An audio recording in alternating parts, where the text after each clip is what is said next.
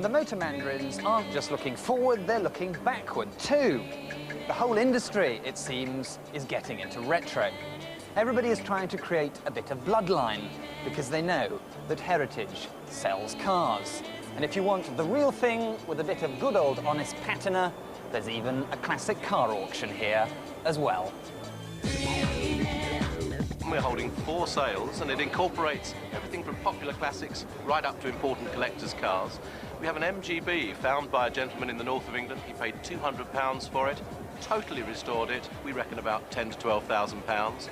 For those who want the specialist car, there's the 1926 Bentley. It's the 3-litre short chassis model with boat-tailed coachwork.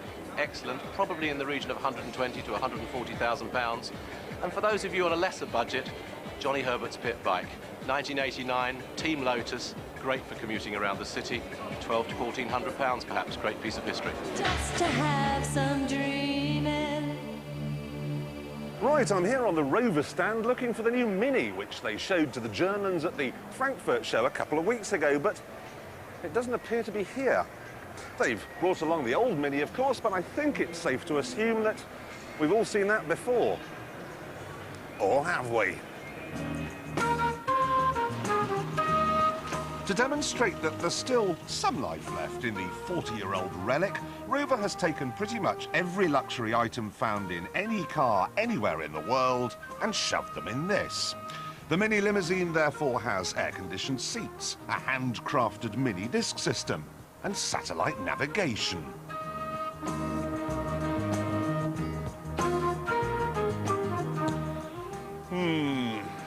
This is all very impressive, but I've seen customised Minis before. What I have not seen before is a Mini quite like that.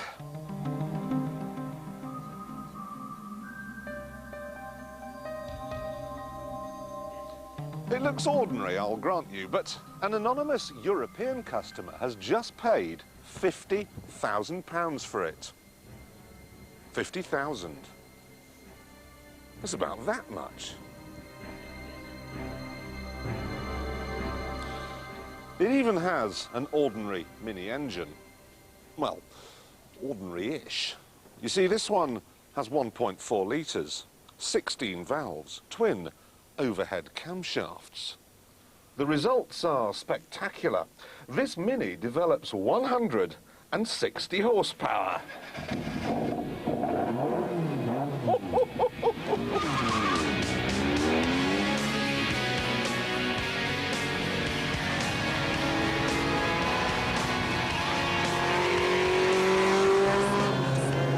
To cope with the phenomenal power, I've got a dog box with straight-cut gears. No idea what that means, but I'll tell you this. It's about as refined as a battlefield. Oh, then there's the steering. We've all driven the go-karts. We know how responsive they are. Well, this is nothing like that. It's much better.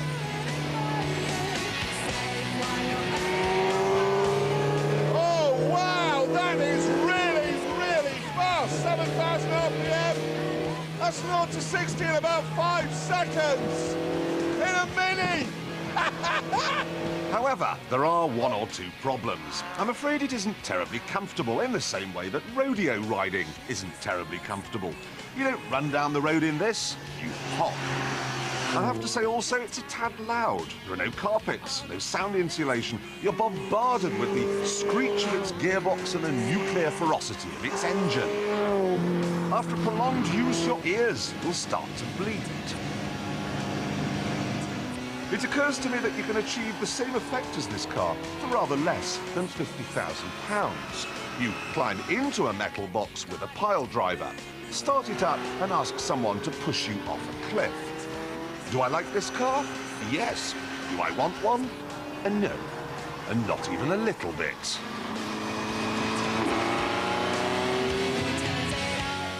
But new cars needn't be exciting, and here are 3 of them. If you were Vauxhall, you wouldn't just be hoping that the new Astra is a success, you would be praying they've invested 300 million in it. Still, unlike some of the new cars here at Earl's Court, this one genuinely is new. The engine, floor pan, suspension and body all debut on this model. In celebration of such stunning originality, they've styled it to look almost identical to the one it replaces and given it a snappy new name: Astra. With the Zara, Citroën have asked us to look beyond the obvious. What? Like a name that people can actually pronounce?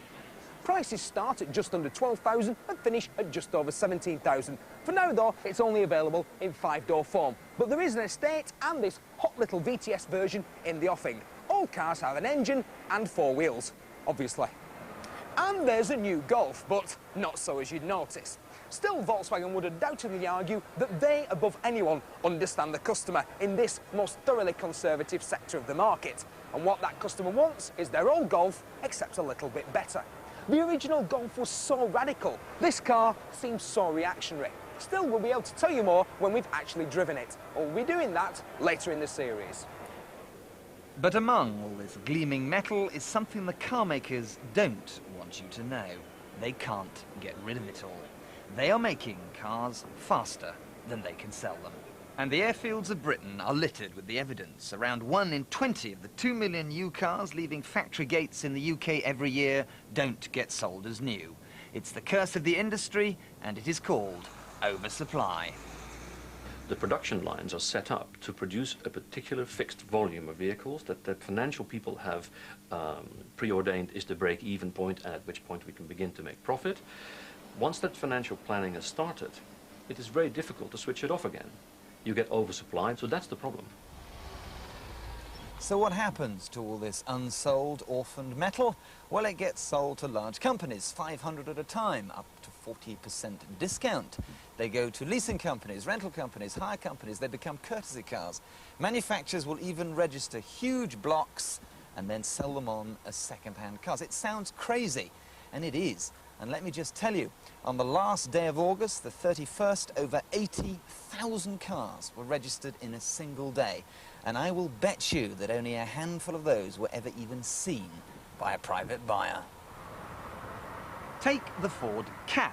Ford reckoned they would sell cochals of them, but so far they've only managed to shift 23,000 this year, which is why they're offering 0% finance and £99 down. The same story applies to the Nissan Micra. The market just won't absorb the huge numbers being churned out. And the Peugeot 106 is suffering too. Why do you think Peugeot are running all those TV and billboard ads for 106 special editions? And it's a malady that is affecting most of the European-built volume cars. The consumer is becoming more choosy, we're all keeping our cars longer, and we're not being taken in by all that daft August the 1st nonsense anymore. For the consumer, in the short and medium term, it's an excellent thing. The deals you can get for new cars will be excellent, and nearly new cars. And it will get better still. So the good news for you and me is that while the manufacturers continue to shoot themselves in both feet, there are more cars and more choice than ever before. So if you are about to buy a mainstream family new car, go into that showroom and negotiate with your boots on. Hold your head up high, confident in the knowledge that there are more cars than there are buyers. The manufacturer's loss is your gain.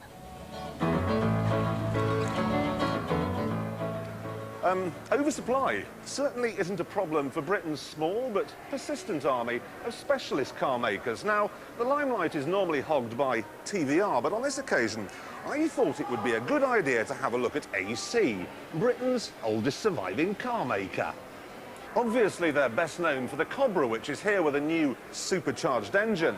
But the big news is this Ace. It's available for the first time with a hardtop, new interior, more horsepower, and a carbon fibre bonnet.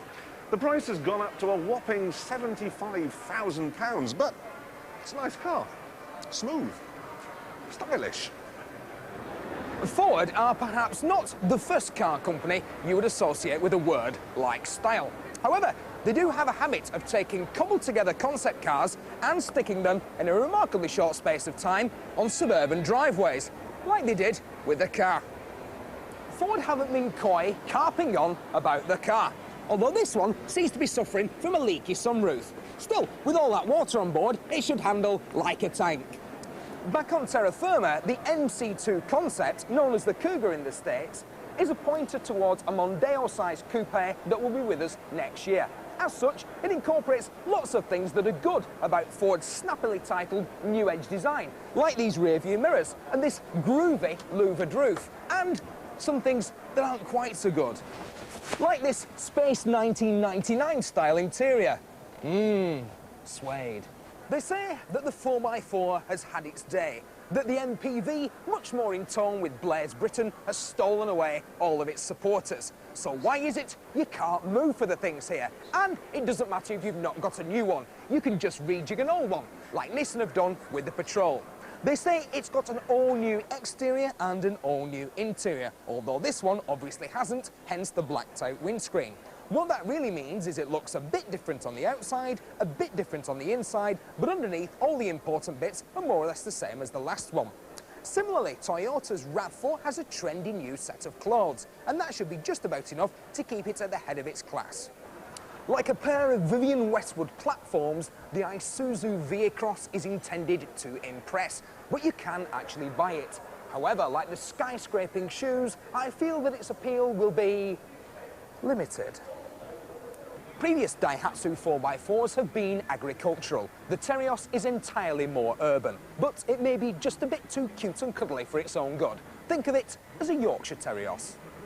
Ferrari don't build 4x4s. Lamborghini used to, but they cost about £1 million ago. But don't despair, because the funkiest 4x4 by far is with us. It's called the Land Rover Freelander, and it combines tough enough street styling with the rugged off-road ability of a Land Rover. This is the 1.8 XCI softback, 18,600 on the road, and another £3 for all these extra shiny bits. But of course, the thing about motor shows and motor cars is that you can't drive them.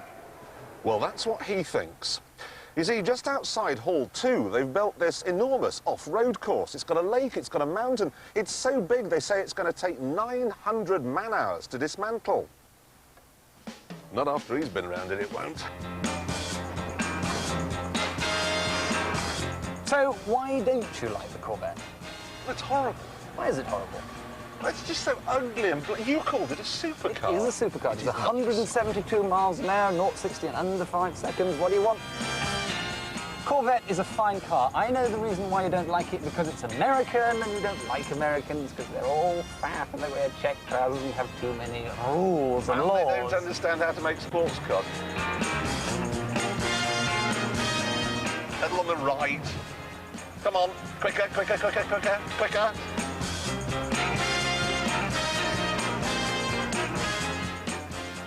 So, there we are, the Sanyong... Coriander, colander. Colander. Any good? Very nice. Very nice, apparently.